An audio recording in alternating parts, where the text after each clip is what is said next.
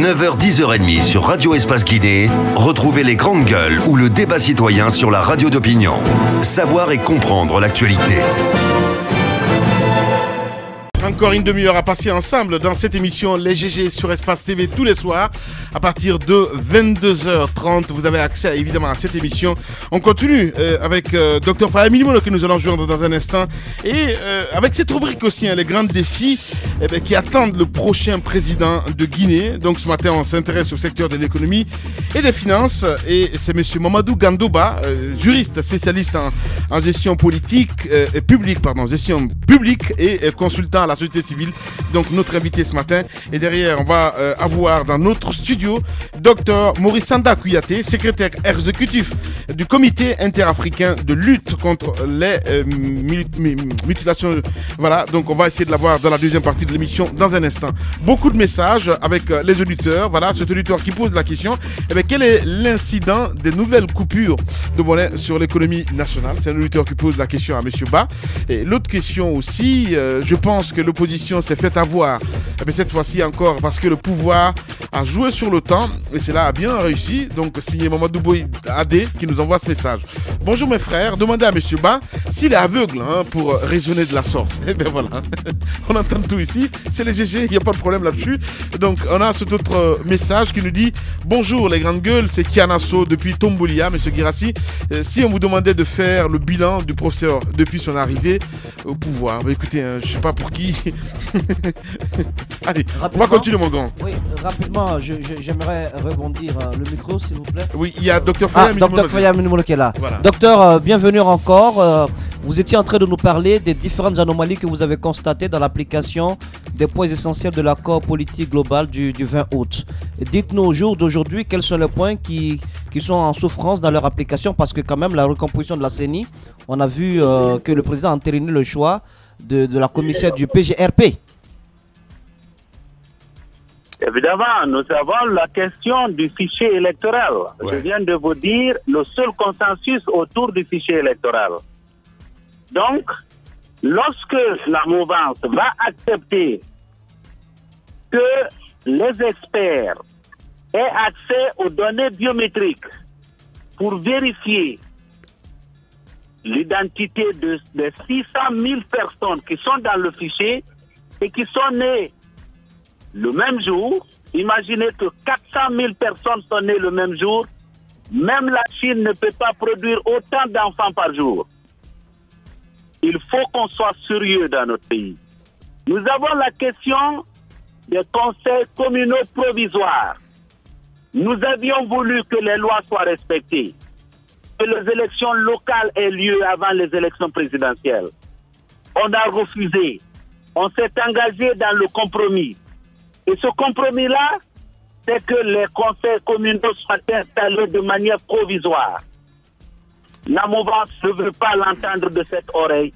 Et nous ne pouvons pas non plus accepter que nous allions aux élections sans cela. Voilà. Alors, docteur, mais sur la question de la recomposition des conseils communaux, on apprend que un accord à minima aurait été trouvé en tout cas sur le modus operandi hier. Et il semble que c'est l'UFR qui posait des problèmes en tout cas en ce qui concerne le mode opératoire. Est-ce que si cette information était vérifiée, est-ce que vous serez à mesure même d'accuser, de continuer à accuser le camp d'en face à l'accuser de continuer de poser des problèmes? Les grandes gueules. Encore une fois, je crois qu'il ne faut pas essayer de commencer à trouver une division au sein de l'opposition. Ce n'est pas la question, docteur Faya Minimono. Vous êtes sur les grandes gueules ici, c'est très important. La division, voilà, il y a déjà une division, vous le savez très bien, docteur Faya. Au moins. Il est clair que l'accord qui a été signé le 20 a été écrit en plein français que chacun comprend. Bien. Donc, son exécution ne devrait souffrir d'aucun doute. Et donc, si il y a des gens qui font des manœuvres pour gagner du temps, nous disons que dans ce pays-là, nous avons dans l'histoire le fait que quand il y a anomalie, lorsque nous allons aux élections, eh bien, nous les corrigeons avant d'aller. Très bien, Dr Faya. Ce ne sont pas les membres du RPG Arc-en-Ciel Dr Faya, qui nous diront le contraire. techniquement, expliquez-nous qu'est-ce qui empêche la recomposition de ces conseils communaux et ruraux, techniquement? Écoutez, Oui. techniquement, voici les difficultés que les gens ont rencontrées. On a dit on va faire la recomposition des conseils communaux sur la base des résultats des élections législatives. Et ces élections législatives doivent être présentées par commune, parce que les conseils communaux ne sont pas installés par préfecture, c'est par commune. Alors, le mouvement commence à dire qu'il n'y a pas de résultat par commune. Et même la CENI emboîte le pas. Encore une mauvaise volonté. L'opposition se débrouille, trouve les résultats. On dit non, ce résultat... Les grandes gueules. Nous devons dire qu'on doit être sérieux avec le peuple de Guinée et plus vite nous réglons ces problèmes-là, le mieux ça sera pour tout le monde. Ibn Chambas est là, la communauté internationale suit de très près. Hier, hein. Oui, bon, ok, il est parti, mais il était là, il vous a peut-être rencontré. La communauté internationale suit aussi de très près tout ce processus. Qu'est-ce qui a été dit au cours des rencontres? Est-ce qu'il y a des médiations en cours pour amener les uns et les autres à respecter l'esprit de l'accord? Nous pressions tous les efforts de la communauté internationale. La même communauté internationale en 2010 a été d'accord que toutes les anomalies liées au processus électoral soient corrigées pour nous permettre d'aller aux élections. Donc, nous pensons qu'il y aura une constance à ce niveau-là, parce que de toutes les façons, les 7 candidats que nous sommes, qui se sont réunis hier, nous ne sommes pas à engager la Guinée dans une voie qui pourrait ouvrir, n'est-ce pas, un chaos. Oui, mais alors, docteur, franchement, cette question, vous allez répondre là-dessus. Donc, ça veut dire que vous allez vraiment boycotter les élections si rien n'est fait, c'est ça? Écoutez, pour l'instant, nous avons dit que les anomalies doivent être corrigées. Je crois que tout le monde doit être d'accord là-dessus. Ça fait partie de l'histoire de ce pays. En clair, docteur Faya Minimono. Vous comprenez français, je vous ai posé une question. On ne veut pas que cette fois-ci, les anomalies dont tout le monde est d'accord que ça existe ne peuvent pas être... Si rien n'est fait de ce côté, docteur Faya Minimono, vous allez boycotter les élections ou pas? Écoutez, vous l'avez dit. L'opposition, ou en tout cas les 7 candidats, devaient décider de se retirer, les 7 candidats œuvreront pour empêcher qu'il y ait une élection à parti unique. Oui, mais il y a aussi la question des délais. L'OTAN joue énormément contre vous, candidats issus des rangs de l'opposition. Est-ce que concrètement vous estimez que le temps qui reste à courir avant la tenue de cette élection, est-ce que toutes les opérations de correction peuvent être faites avant d'en arriver au jour du scrutin? Écoutez, je dois rappeler l'histoire, parce que nous sommes un pays qui a une mémoire. Entre les 2 tours des élections présidentielles de 2010, la Constitution ne donnait que 2 semaines. Il y a une liste de 20 anomalies qui avaient été mises sur la table. Et on a demandé que ces anomalies soient corrigées pour nous permettre d'aller aux élections. Pour nous, cette date, qui est devenue fétiche pour les uns, ne peut pas être mise dans la balance par rapport à la paix dans ce pays. Nous sommes, nous, des Guinéens. Et nous voulons veiller à ce que les Guinéens soient en paix les uns avec les autres. Bien. Monsieur le Président, merci beaucoup en tout cas d'avoir accepté notre invitation ce matin. C'est moi qui vous remercie. À très bientôt, au revoir. Politiciens véreux, fonctionnaires corrompus, promoteurs immobiliers voyous, justice passive. La Guinée devient-elle mafieuse? Les grandes gueules d'Adafo Média ne lavent pas plus blanc, mais vous permettent de défendre votre pays en vous informant. Avec les grandes gueules d'Adafo Média, dénoncez les turpitudes, nous garantissons le secret des sources. Envoyez vos documents à espacefmguinée.info, rubrique Contact. Les grandes gueules d'Adafo Média ou le socle de la liberté d'expression en Guinée. Voilà, on va continuer le débat, Tamba, avec notre invité dans ce studio, Monsieur Ba. Oui, avec vous, Monsieur Ba, nous vous avons entendu faire l'état des lieux de l'économie, de notre pays, de l'institutionnel qui l'encadre, mais nous sommes dans la perspective d'élections présidentielles au terme desquelles nous pourrions avoir un autre président. Nous aimerions vous entendre vous exprimer sur les chantiers qui l'attendent. Quelle politique économique pour le prochain président? Merci. Moi, je souhaite de tout que le prochain président adopte 3 réformes fondamentales. C'est-à-dire une réforme institutionnelle, une réforme fiscale et une réforme industrielle. Les réformes institutionnelles vont porter sur quoi? D'abord, premièrement, la mise en place de la Cour des comptes. N'oubliez pas que la Cour des comptes, au-delà de ses compétences concernant le contrôle des comptes des comptables publics, a une compétence de l'audit externe. Donc, cette compétence de l'audit externe de la Cour des comptes peut contribuer à freiner beaucoup la corruption, le détournement des deniers publics. Ça, je crois que c'est une priorité qu'il faut mettre en place, puisqu'elle est constitutionnelle. Deuxième réforme, il faut réformer davantage la justice et la sécurité. On l'a dit tout à l'heure, pour ce qui concerne l'encouragement des investissements dans un pays. Il faut donc aller plus loin dans ces réformes. Mais également, il faut amener les différents acteurs économiques à s'approprier de la loi organique relative à la loi des finances. C'est une loi qui apporte des changements radicaux en matière de gestion publique, économique et financière. C'est fondamental. Ça, c'est les réformes. Ensuite, une réforme fiscale. La réforme fiscale, j'insiste sur ça, tiens beaucoup à ce qu'il y ait une réforme fiscale parce que c'est elle qui permet davantage d'encourager les investisseurs dans un pays. Vous verrez dans d'autres pays, on accorde la fiscalité des exonérations ou bien des dépenses fiscales ou des réductions en fonction des zones. Ça permet par exemple des entreprises d'aller investir très loin de la Guinée, c'est-à-dire vers Yomo, vers Bila, vers Mali, très loin de Conakry, je m'excuse, vers Yomo, vers Mali, Yamber, ainsi de suite, mais aussi à prioriser les secteurs. C'est-à-dire que la Guinée, on peut adopter une politique ricardienne. C'est-à-dire, selon David Ricardo, il faut viser les spécialités en fonction de l'économie guinéenne. La Guinée connaît par exemple les branches qui lui permettent d'engager plus d'argent, plus d'économie. Donc, en fonction de ces domaines-là, on peut mettre la priorité. C'est fondamental. Et troisième point, l'industrialisation. N'oubliez pas que dans ce moment d'Ebola, le secteur qui s'est tenu debout, c'est le secteur primaire. Tous les autres secteurs étaient négatifs. Quand vous prenez par exemple le cadrage macroéconomique, seul le secteur primaire était à 3% de croissance. Donc, il faut mettre un accent sur ce secteur et industrialiser. C'est-à-dire qu'il faut aujourd'hui, il faut qu'on passe de la bauxite à l'alumine. Il faut qu'on industrialise par exemple toutes les productions fruitières que nous avons dans le pays. Ça nous permet d'avoir des usines de fruits, des usines de mangue, ainsi de suite, quoi, tout ce qui est usine entreprise. Et ces usines-là vont non seulement permettre à l'État d'avoir de l'argent, mais également d'employer. Bien. C'est fondamental. Monsieur Ba, merci beaucoup d'être passé dans cette émission ce matin. Merci. Allez, au revoir. Les grandes gueules. Tout sur les dessous de l'actu.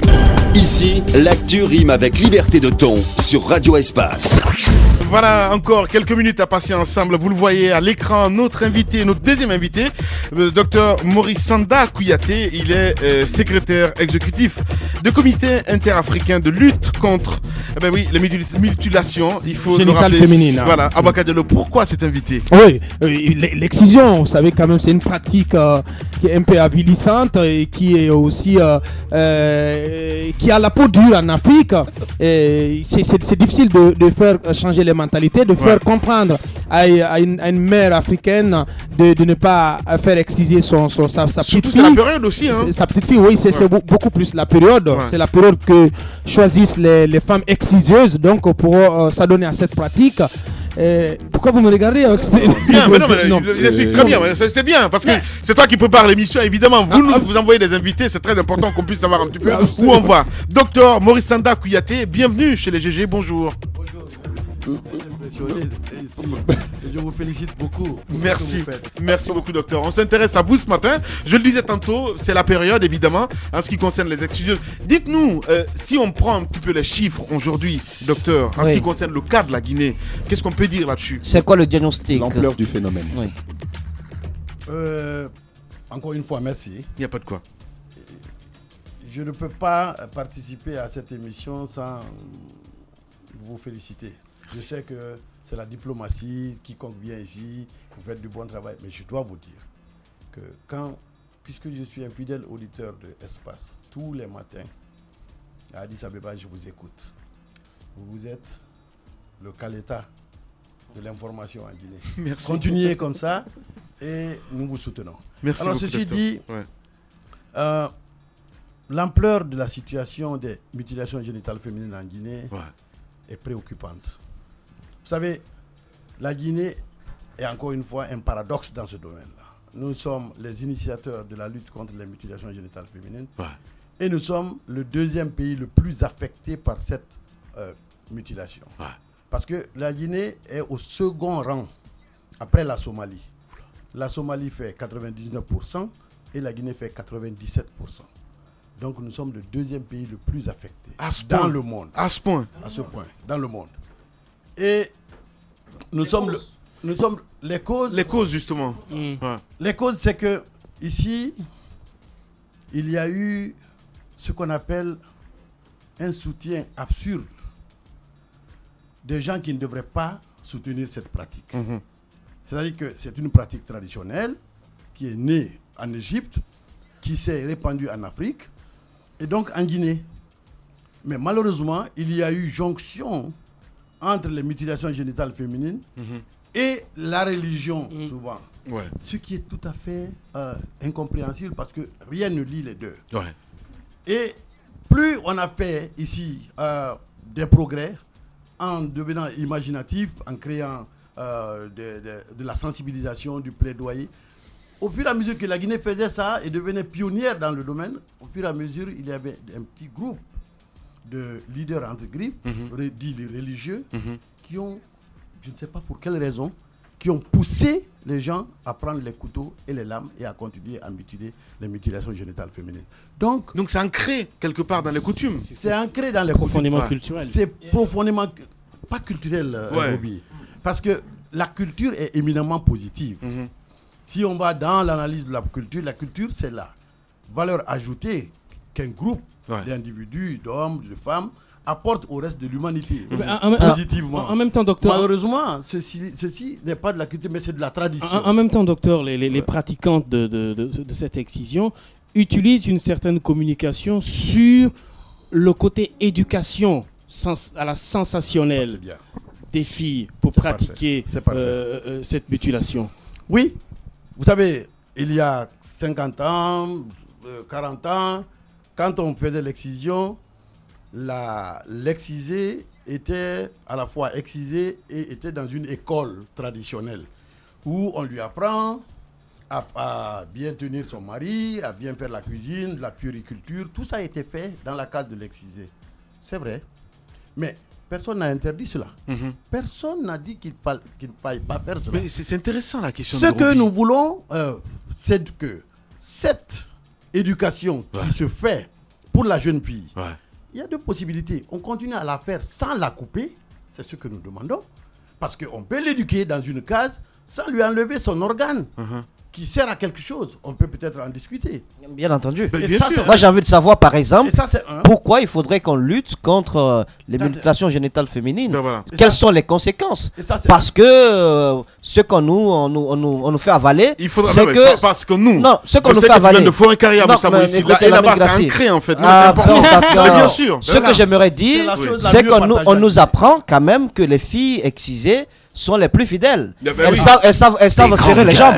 Elles savent serrer les jambes. Elles ne tombent pas facilement. Elles n'ont pas un cœur trop volage. Donc elles ne sont pas dans la facilité. Alors, voilà. Est-ce que cet organe-là, docteur, cet organe, quand on le coupe, est-ce que ça ne permet pas aussi de véritablement de créer beaucoup plus de fidèles, de canaliser les filles? Allons-y. C'est Dieu qui a mis cet organe-là. Pourquoi on veut corriger l'œuvre de Dieu? Dieu aussi a mis quelque chose sur le pénis de l'homme. Oui, mais le pénis de l'homme, attention, la différence. Si un homme veut savoir la différence entre l'excision et la circoncision, il suffit simplement de demander au circonciseur de monter son couteau de 5 cm. S'il coupe là-bas, il aura fait l'excision. C'est différent. Chez l'homme, on enlève la peau et ça se régénère. Et d'ailleurs, ça lutte contre le sida, vous le savez. Mais chez la fille, on enlève l'organe. C'est ça la différence entre l'excision et la circoncision féminine. Maintenant, soit, votre question. Alors, on dit que si on ne coupe pas, la femme devient volage. Très bien. Ça veut dire que toutes les femmes sénégalaises sont volages parce qu'elles ne sont pas excisées, les Wolofs. Ça veut dire qu'elles ne sont pas excisées, les Wolofs. Ça veut dire que les femmes de l'Arabie Saoudite sont toutes volages parce qu'on ne leur a pas coupé ça. Je m'excuse. Ça veut dire que toutes les femmes marocaines sont volages. Ça veut dire que toutes les femmes algériennes sont volages. Ça veut dire que toutes les femmes sud-africaines sont volages. En clair, Donc, docteur. ça Vous avez un jeune ça n'a rien à voir. qui s'inquiète justement par rapport à Ça cette n'a rien à situation. voir. C'est un faux argument. Bien. Parce que le comportement d'une fille dépend de son éducation, de l'éducation qu'elle a eue depuis sa naissance dans sa famille. C'est ça qui lui permet de ne pas aller ou de venir. Parce que nous apprend aussi que en faisant cette mutilation, quelque part, qu'il y a des problèmes après pour enfanter. Des problèmes d'accouchement, des problèmes de santé, des problèmes de, lui, des problèmes de sensation. Moïse, demain sa fille, va passer par là. Pour parler douleurs. Oui. Vous ne savez pas. Écoutez, pour parler terre à terre, l'organe des grandes gueules. Le clitoris est un starter. Ça permet à la femme d'avoir de la sensibilité, du plaisir. Ça, c'est un. Ouais. Deuxièmement, le reste de l'organe, il y a de l'huile qui est humectée là-bas, qui lubrifie. Tout le monde se demande comment un enfant passe. L'enfant passe parce que le vagin est élastique. Ça permet à l'enfant de passer. Mais lorsqu'on fait l'excision, qu'on enlève le clitoris, on enlève les petites lèvres, il y a là ce qu'on appelle, j'aurais pu vous montrer les images. Si vous voyez les images, vous ne discuterez avec plaisir. Alors, je vais vous les montrer. En enlevant cela, on remplace le tissu élastique par du tissu fibreux de la cicatrice, qui n'est pas élastique. Ouais. Donc à l'accouchement, l'enfant ne peut pas sortir. Ce sont ces femmes qui traînent là. Et malheureusement, quand la femme continue à traîner pendant l'accouchement, au lieu de dire que c'est l'excision, tout le monde a oublié l'excision, on dit non, tu as insulté ton mari. Donc c'est ce qui explique le fort taux de mortalité maternelle. Nous avons fait une étude avec l'OMS. Et 87% des complications de l'accouchement sont liées à l'excision. 87%. Ok. Alors, dites-nous, vous dépeignez une situation assez dramatique. En Guinée, comment est-ce que le combat il est mené? Comment est-ce que vous le menez? Avec quels moyens? Avec quelle association? Et avec quel message? Ici en Guinée, nous avons commencé... l'État. Nous avons commencé... Surtout l'État, je vais en venir. Nous avons commencé le combat ici en 1984. Nous avons créé la cellule de coordination sur les pratiques traditionnelles affectant la santé des femmes et des enfants. C'est PETAF. Nous l'avons créé en 84. Qu'est-ce qu'on a fait? On a fait 5 axes. Simplement, la sensibilisation, le plaidoyer, la reconversion des exciseuses. Nous avons lutté pour qu'il y ait une loi. Nous avons pris soin des victimes et nous avons fait du résultat. Voilà les 5 axes. Heureusement, au départ, l'État nous a accompagnés. Le CMRN qui avait fait une déclaration et tout. Ensuite, il y a eu les dépôts de couteaux à Kouroussa, à Conakry, ici à Kerouané. Tout ceci s'est bien passé. Mais malheureusement, chaque fois qu'il y a une avancée, il y a des leaders dits religieux qui viennent, qui nous tirent par le bas. C'est ça qui s'est passé. Oui, mais comment est-ce possible que depuis tout le temps que vous êtes dans ce combat-là, vous n'arrivez pas à changer la mentalité, à amener ces leaders religieux à un changement de comportement? Parce que simplement, dans notre pays, je ne dis pas dans ce pays... C'est un échec, hein? Dans notre pays, c'est un échec. Un échec cuisant. Dans notre pays... La majorité est souvent victime de la dictature de la minorité. C'est-à-dire qu'il y a une loi en Guinée, il y a une déclaration du gouvernement, il y a des textes d'application de la loi, il y a des juges dans notre pays, et malheureusement, 2 ou 3 personnes se lèvent et utilisent les médias d'État pour dire que tout ce que nous sommes en train de raconter, que ce n'est pas vrai. Donc, et personne ne lève le petit doigt. Heureusement, donc finalement, tout dernièrement à l'université Lansana Conté, j'ai entendu, et nous avons entendu, notre bureau exécutif a entendu le président de la République de notre pays dire que les mutilations génitales féminines et les mariages d'enfants doivent cesser. Ça, c'est une grande avancée. C'est une avancée, en même temps, c'est un discours. Ouais, c'est un discours, docteur. Moi, je vais revenir un petit peu sur ce message que nous avons un docteur en direct dans l'émission, c'est le docteur Sidibé, qui dit depuis plusieurs années, docteur Maurice Sandan parle d'excision à travers toute l'Afrique avec beaucoup de moyens, eu regard évidemment. Comment peux-tu l'expliquer que dans son propre pays, rien n'a changé? On parle de manque de moyens à la base, de plus et il y a d'autres raisons. Alors, les responsables se remplissent les poches au détriment de... Finalement, je vois un petit peu où il vient en venir. En plus, c'est un docteur qui est dans le milieu. Finalement, qu'est-ce que vous avez à répondre à cela? D'ailleurs, ce qui s'est passé dans notre pays est docteur Sidibé qui nous envoie ce message. Ce qui est plus grave dans notre pays, c'est bien que ce soit un docteur. La Guinée a inventé aussi la médicalisation. C'est-à-dire que l'excision se faisait avec les exciseurs traditionnels. Finalement, par cupidité, passez-moi l'expression, il y a des sages-femmes, des infirmières qui se sont substituées aux exciseurs traditionnels. Et l'excision se fait à l'hôpital, alors que c'est les médecins, les sages-femmes qui auraient dû être sur le terrain avec nous pour aller sensibiliser les gens. Pour prendre 5 000 francs ou 10 000 francs, le personnel médical est prêt à couper. Alors, si je comprends bien, vous alertez, vous n'intervenez pas. Nous intervenons. Ce que nous avons fait, nous avons demandé à ce qu'il y ait une loi. Il y a une loi. La loi est là. Nous voulons qu'on l'applique. Oui, mais Justement, parce qu'on a besoin de la loi, on ne comprend pas que des religieux puissent se lever comme ça et de saper tous les efforts que vous faites. C'est un élément sur lequel on aimerait vous entendre. Mais vous-même aussi, je vous ai souvent entendu dire c'est les religieux, vous parlez de mentalité. Les grandes gueules. Est-ce que vous prenez aussi le temps de remettre en cause votre approche dans le cas de la lutte contre l'excision? Absolument. Absolument. Parce que pour lutter contre les mutilations génitales féminines, il n'y a pas 36 000 façons. Ce sont les 5 axes que je vous ai énumérés. Il faut sensibiliser les gens, leur montrer les images, leur montrer les conséquences. Il faut parler avec les décideurs pour qu'ils prennent les décisions. Oui, mais votre stratégie, c'est assez compliqué. Le problème, c'est que leur stratégie a montré ses limites. Justement, on peut sensibiliser pendant 1000 ans. S'il n'y a pas une loi appliquée qui protège mais la comment, vie, justement, est-ce que vous, en tant qu'organisation, vous ne pouvez pas, par exemple, accompagner des jeunes filles excisées qui ont envie d'avoir le courage d'aller porter plainte contre les mères qui les ont poussées là ou les femmes qui l'ont fait? En France, il y a eu un exemple. Il y a une mère de famille qui a été condamnée à plusieurs années de prison pour avoir fait exciser sa fille. Absolument. Nous allons plus loin d'ailleurs. Puisqu'on trouve qu'il est, avec notre situation sociale, il est difficile pour une fille de porter plainte contre sa maman ou sa tante, etc. Ce que nous avons fait, dans cette loi, les organisations de la société civile et l'État peuvent se porter partie civile. C'est déjà fait.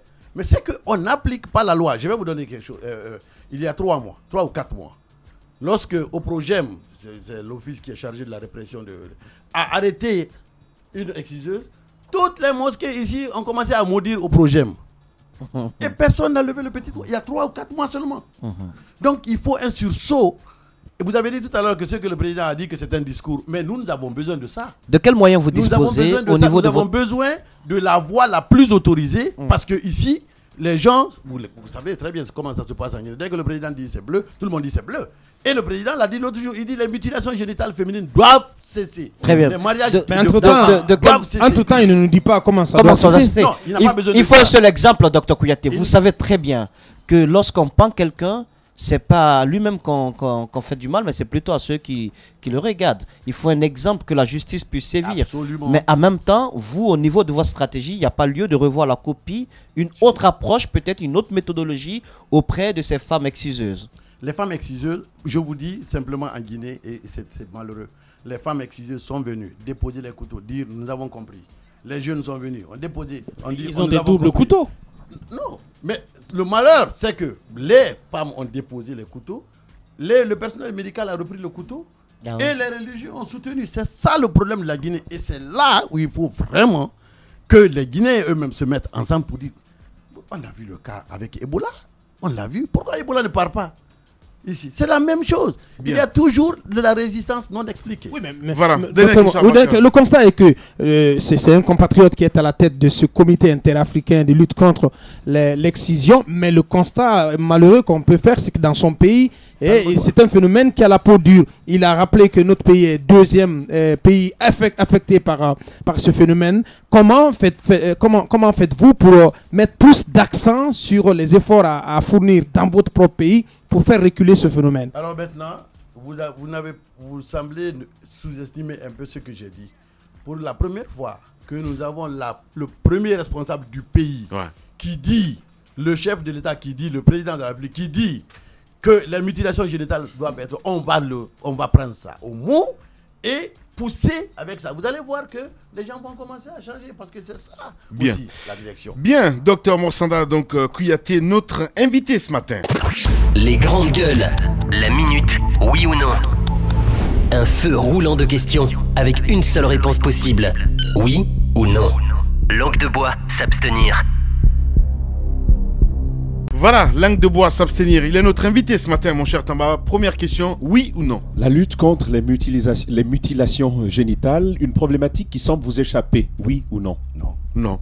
Moussa Moïsila. Pour réussir la lutte contre les MGF, il faut exciser la conscience rétrograde de certains Guinéens. Absolument oui. Oui ou non, docteur? Beaucoup d'ONG se sont créées et ont pour but de lutter contre l'excision, mais en réalité, c'est pour soustraire des fonds aux organisations internationales qui financent beaucoup d'argent dans ce domaine. Absolument, et ces organisations doivent être démantelées complètement. Oui ou non, le principal obstacle à vos efforts, c'est la muraille des résistances, des croyances religieuses? Des fausses croyances religieuses, oui. Oui ou non, vous avez aujourd'hui le sentiment d'avoir échoué? Non, pas du tout. On n'a pas échoué. Mais quand oui, vous allez développer après, allez-y. Oui ou non, docteur, la religion étant tellement ancrée et qu'elle ne se contredit pas, la lutte contre l'excision sera difficile, puisque les deux sont couplés. Oui ou non? Non, voilà. C'est une fausse liaison. Allez-y. Alors, docteur, oui ou non, le problème de l'excision, plus un problème de tradition que de religion? Absolument, c'est la pure tradition. Abaka. C'est bon. Voilà. Alors, en tout cas, grand merci si vous avez peut-être un message à passer que vous n'avez pas pu dire. Cette caméra. Et surtout l'aspect politique aussi, parce que la Guinée va vers une élection présidentielle. Vous êtes guinéen, vous vivez à Addis Abeba, mais vous avez forcément un regard sur la conduite de ce processus devant conduire à cette élection.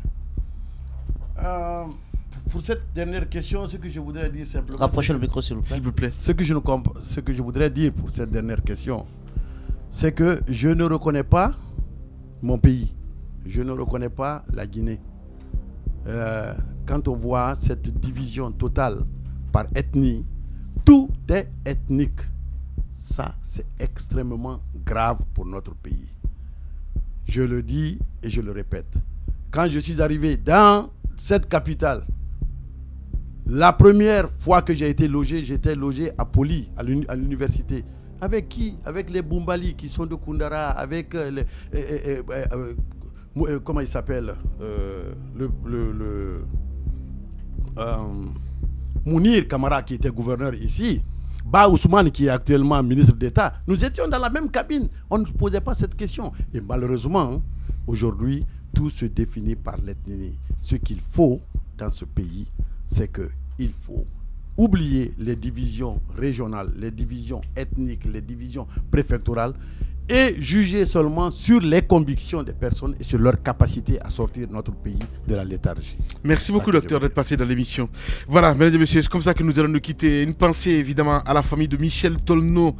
Son père donc est décédé dimanche. Nos pensées affectueuses donc à la famille Tolno. Passez une excellente soirée sur Espace TV.